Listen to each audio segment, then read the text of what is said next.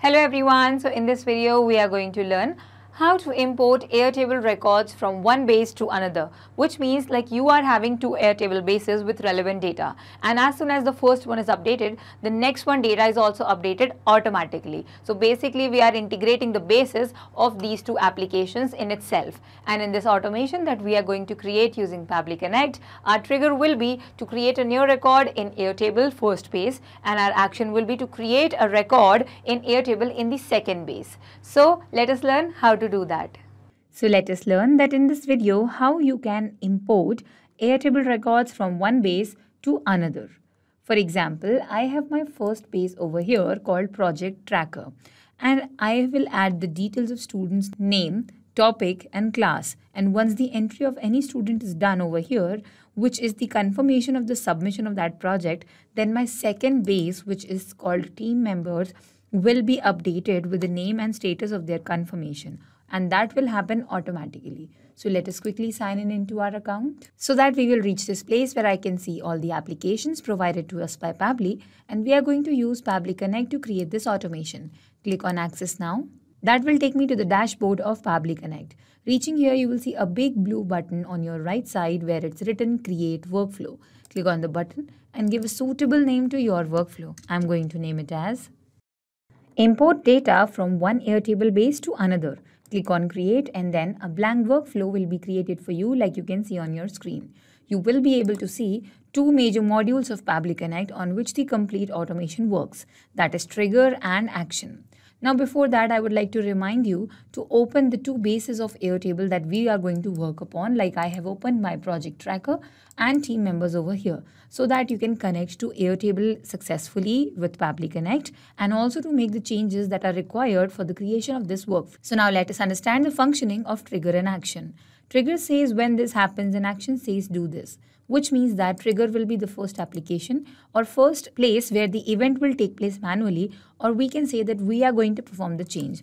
Like both the application Trigger and Action in this workflow are going to be Airtable. But for the first application, that is Trigger, will be the adding of a new record, and that new record added over here will trigger this workflow, and further the data that is recorded will be transferred to our Action application, which is again going to be Airtable. But here in this case, our event will be to create a record, which means adding a new record will make sure that in another base a record is created. So let us proceed with the Trigger application. So click on Connect, add new connection, and then you will need a token. First of all, we are connecting our Trigger application to Pabbly Connect so that any record added over here will be first brought over here as a trigger response and then transferred to the next base. So for that connection, we need a token. And how do you connect your Airtable and Pabbly Connect? You follow these instructions given to you in the help text. Follow these. First, click on Developer Hub section, which is a link that will take you to developers page. And here, click on this button, Create New Token, and then give a name to your token, which I'm going to write as Import Data. Once this is done, you have to give scopes and access to this, which means that with this token, you will be able to do what? So here are your limitations. So you have to enter in total 7 scopes over here, which are given to you here. So you do not have to learn what all scopes I am going to add this time in the video. So I will just add the scopes accordingly. Keep a cross checking along with these adding over here.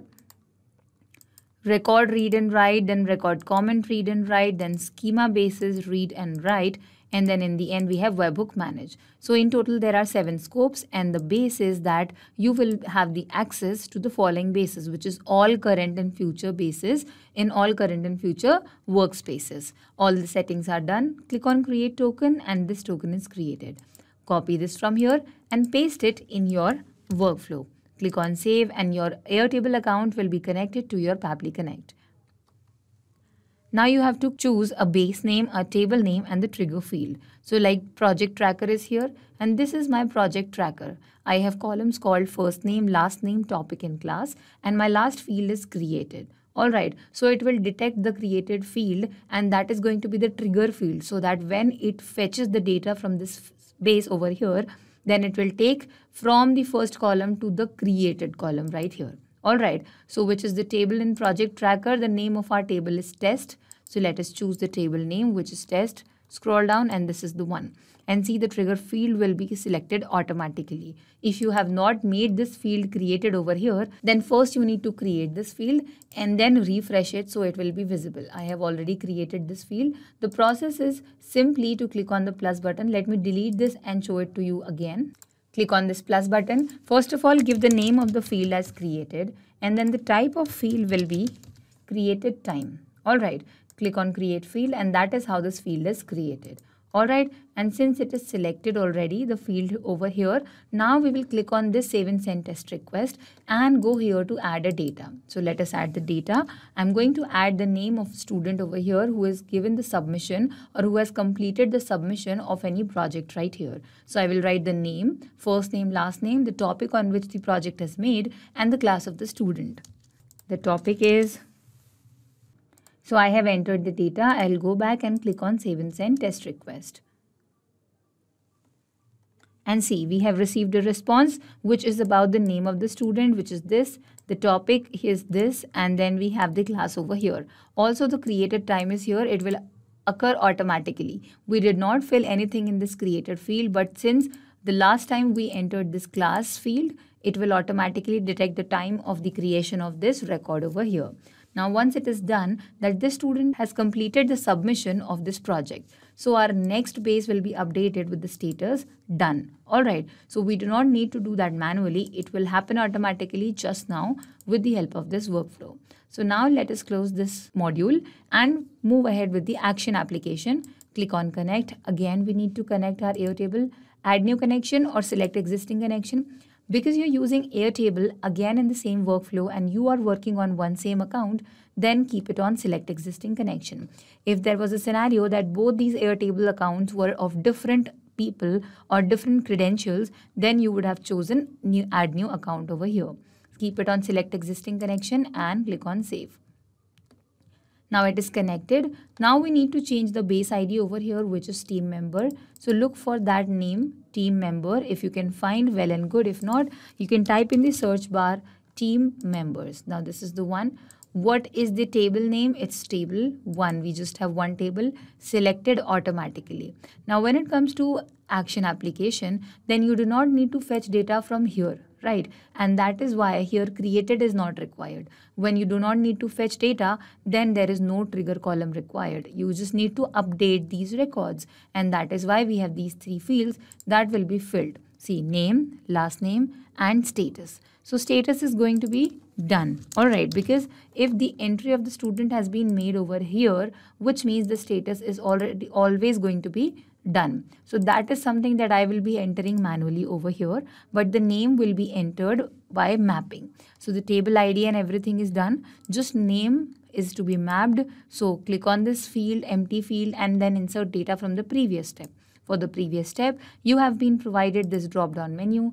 Take the name, first name over here and last name from here. And this is done.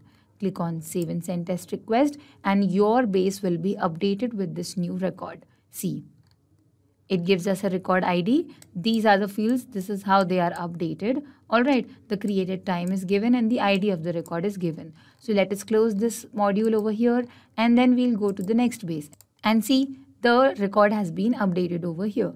The name of the student and the status is done, which means that as soon as a new student will be entered over here, it will be updated right here. Let us do that again to check that is our workflow working or not.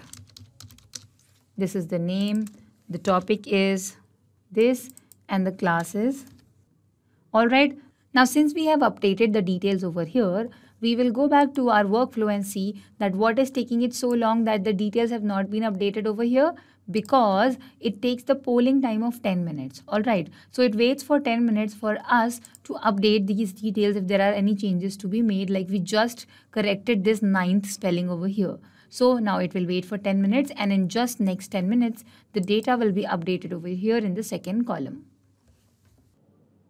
And see, we have received the data with the test person and the status is done, which means that as soon as the name of a student and the details are updated over here, then our second base will also be updated in the same way after 10 minutes, because we have a polling time for Airtable of 10 minutes right here. So this was the whole workflow. I hope this helped.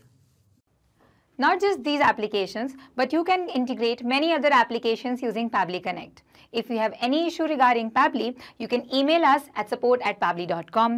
You can ask your queries at forum.pabbly.com. And if you have any doubts regarding our pricing, then you can connect us through this given website. If you found this video helpful in any way, then make sure to share this with your friends and colleagues to make their life easier by creating automations. We will meet in the next video. Till then, do not forget to like our video and subscribe to our channel. Thank you.